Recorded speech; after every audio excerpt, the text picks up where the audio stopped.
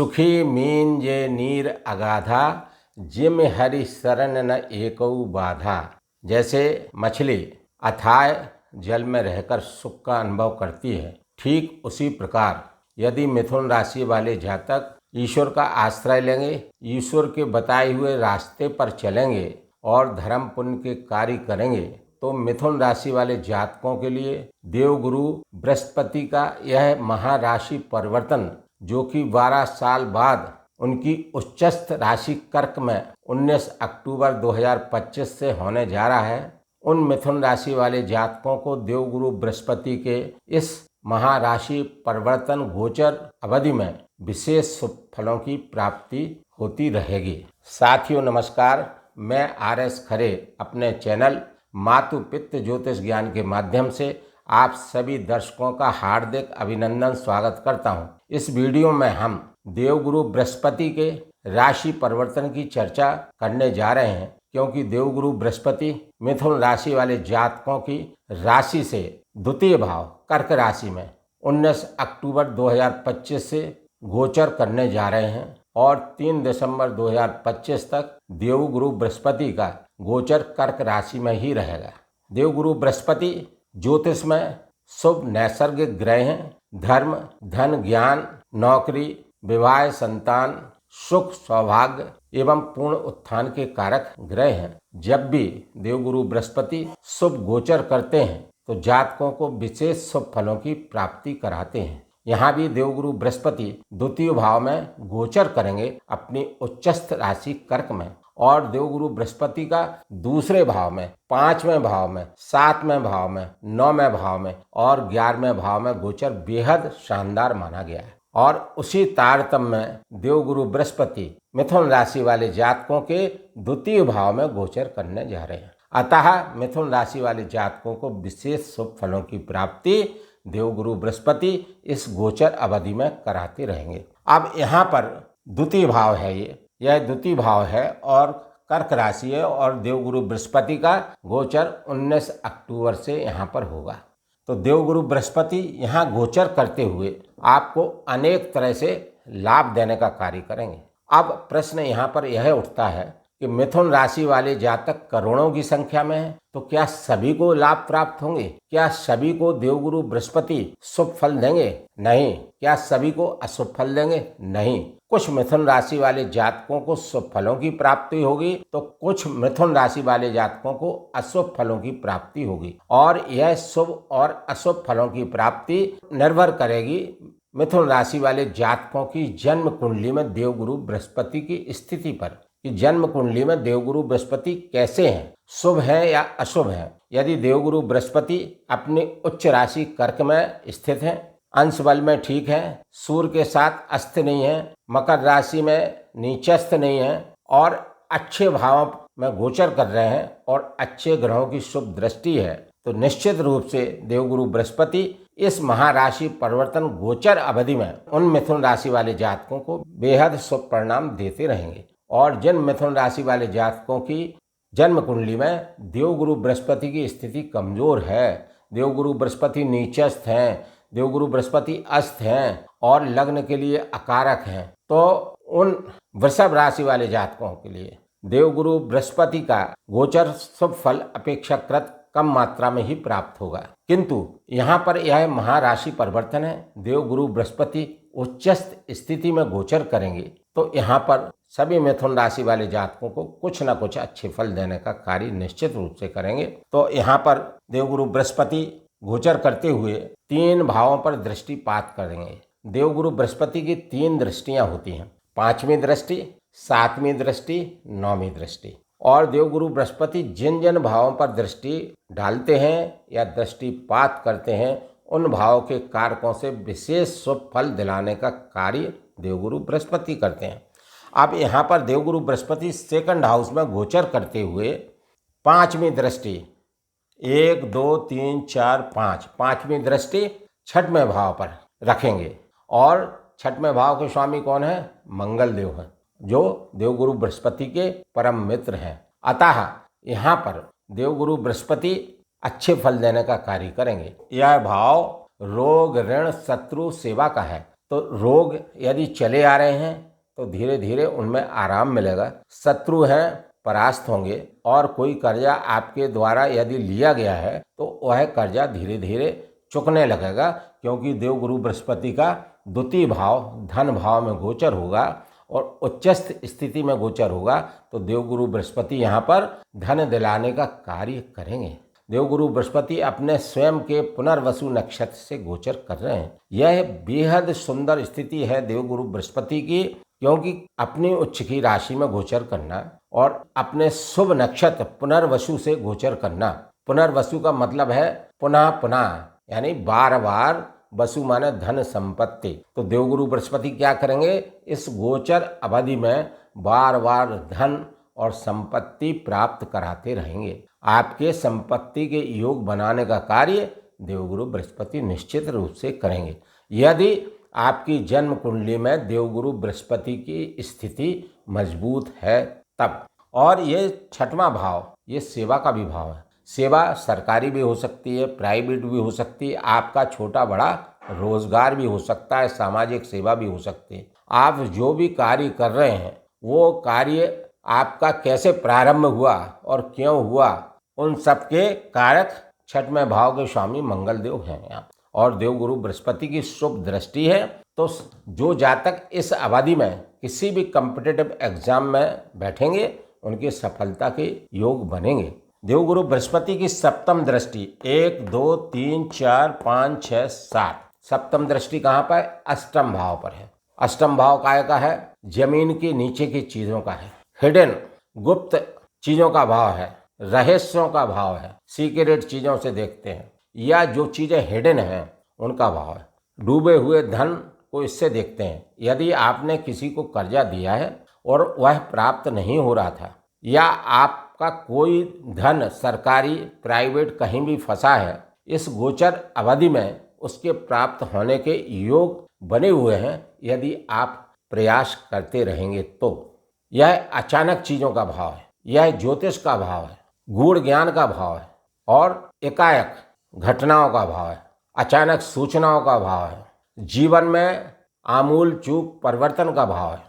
इस भाव से ऐसी चीजें देखने को मिलती हैं जिससे आदमी का एकाएक जीवन बदल जाता है। कुल मिलाकर यह विशेष महत्वपूर्ण भाव है, और यहाँ पर देवगुरु बृहस्पति दृष्टि डालते हुए आपको अच्छे फल देने का कार्य इन भावों के कारकों से करेंगे, क्योंकि उच्चस्थ स्थिति में गोचर है और अपने स्वयं के शुभ नक्षत्र पुनर्वसु से गोचर हो रहा है।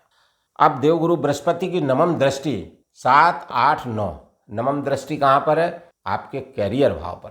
और कैरियर भाव के स्वामी कौन है? स्वयं देवगुरु बृहस्पति हैं। बेहद शानदार स्थिति बनी हुई है।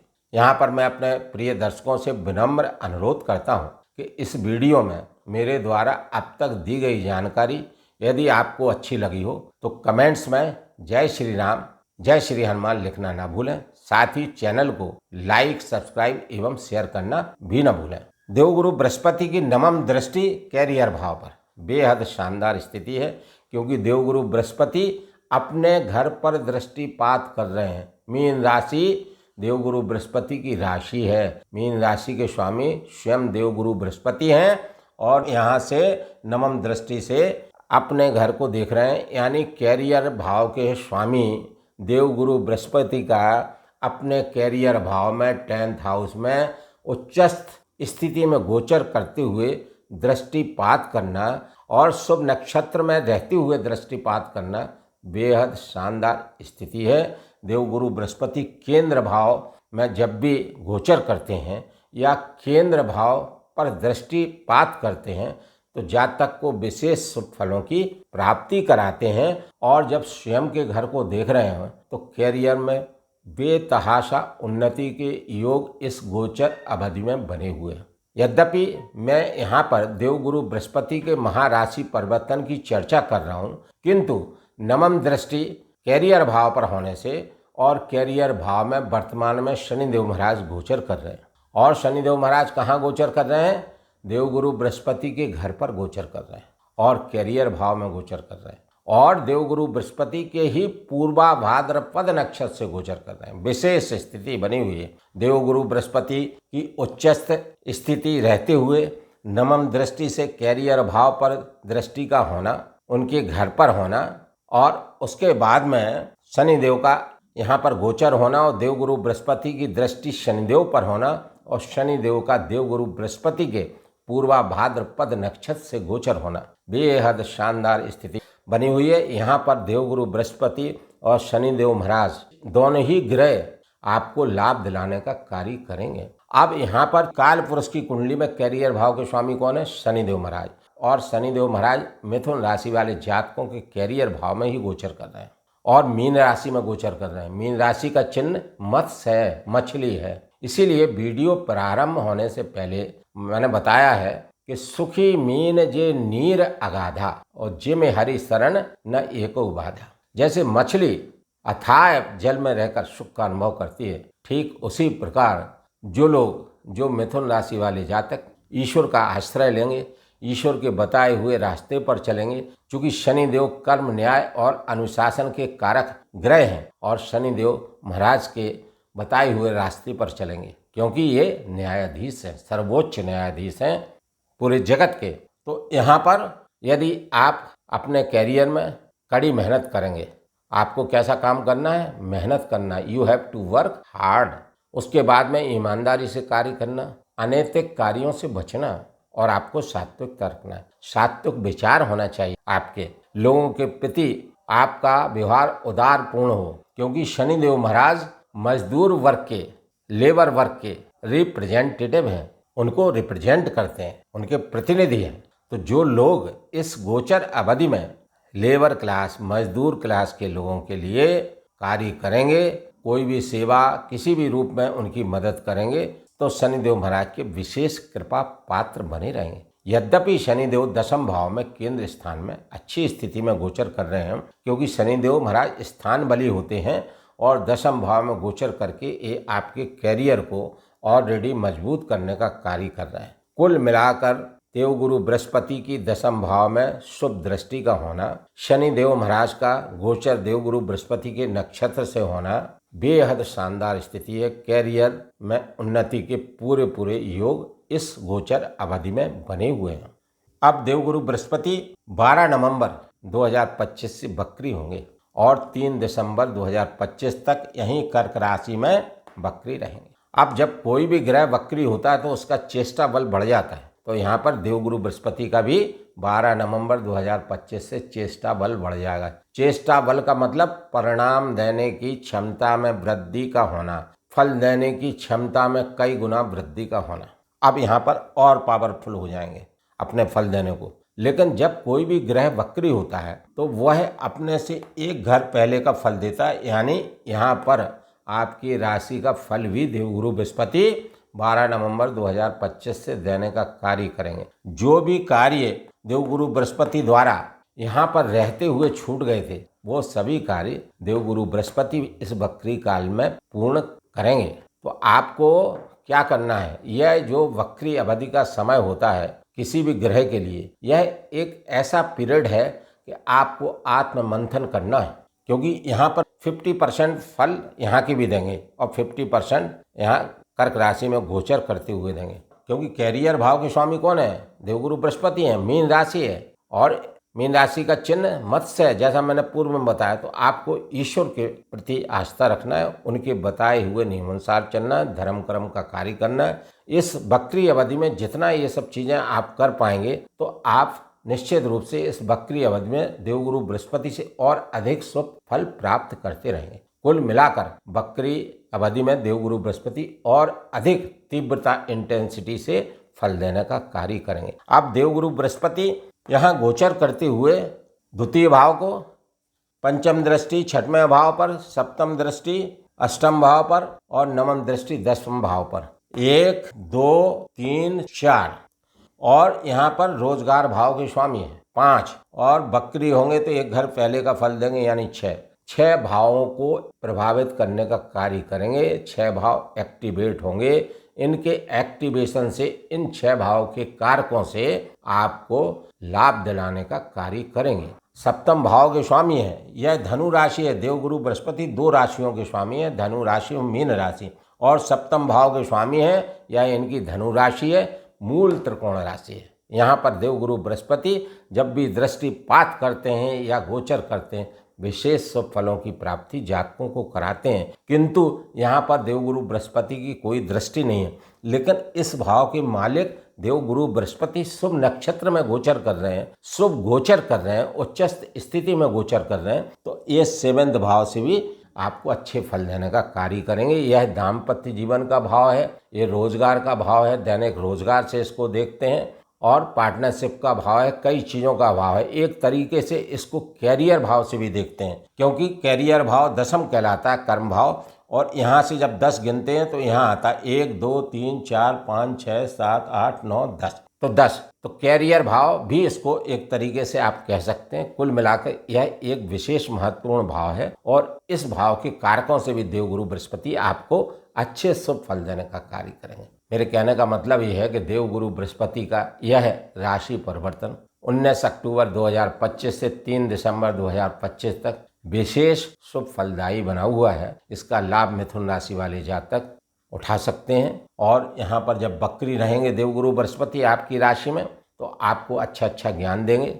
इस ज्ञान, क्यों ज्ञान के कारक हैं, ज्ञान देंगे, आपकी बुद्धि अच्छी चलेगी और आप कार्य अच्छे करेंगे, जिससे देवगुरु बृहस्पति और शनिदेव के आपको शुभ फल प्राप्त होते रहेंगे। मैं यहाँ पर अपने प्रिय दर्शकों से विनम्र अनुरोध करता हूँ कि इस वीडियो में मेरे द्वारा दी गई जानकारी यदि आप लोगों को अच्छी लगी हो तो कृपया चैनल को लाइक, सब्सक्राइब एवं शेयर करना न भूलें। धन्यवाद।